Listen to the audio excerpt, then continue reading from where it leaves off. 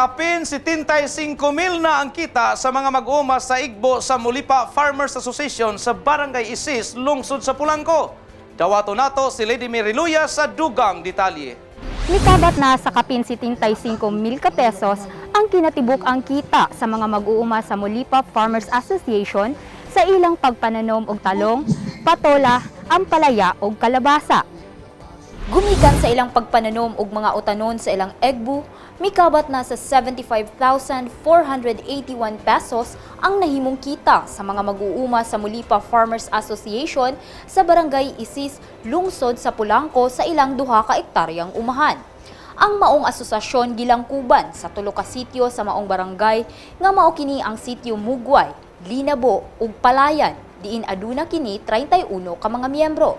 Tungod sa ilang pagpaningkamot, bisan pa man sa ilang naagi ang kapakyasan sa niaging pagpananom, nakabot sila sa maong kita diin nagkantidad sa 47,273 pesos and 50 centavos ang nahalin sa talong, 12,086 pesos and 50 centavos ang patola, 1,944 pesos ang halin sa ampalaya, og 3,835 pesos sa kalabasa ug miabot kini sa 65,139 pesos nga kinatibukan sa miaging tuig. Nga gidugangan pa og 10,342 pesos sa ilang kita gikan ni adtong Enero hantod karong bulana. Si Ferdinand D. Maylon, presidente sa maong asosasyon, mapasalamaton sa programa nga gihatag sa probinsyal nga pangagamhanan pinaagi kang Governor Roberto Y. Uy nga matud pa niya ilang napahimuslan karong panahuna, sama sa binhi, abono ug uban pang gihatag kanila. Mipahibalo usab sa Executive Assistant Joey Bernard ngadto sa mga mag-uuma sa Egbu mahitungod sa gitukod nga monolithic dome alang sa ilang mga produkto unya puhon ug sa tibuok probinsya diin anaa mahimutang sa lungsod sa Rojas. Kami sa probinsya dili may mundag suporta. Dili lang ni karon, dili lang ni temporary. Lifetime na kini. Kay kami sa probinsya sige na may pangita og mga market karang kabaligyaan sa inyong produkto. Magkadako, magkadagan. Sa karon, aduna na 240 kapin ka mga Igbo nga mga barangay. Magkadagan kita. Aron mas dagan ang kusog, mas dako ang atong umahan, mas dako tagkita. Mipadangat usab si Provincial Veterinarian Dr. Sunday Don Bagatua sa iyang pagpasabot ngadto sa mga mag-uuma nga matud pa kung mapamatud-an na ang kalig-on sa maong organisasyon, mudako na ang income, diha musulod na dayon sila sa aspeto sa Egbu nga pagpamuhi og kahayupan. Anong taglayan aning Egbu?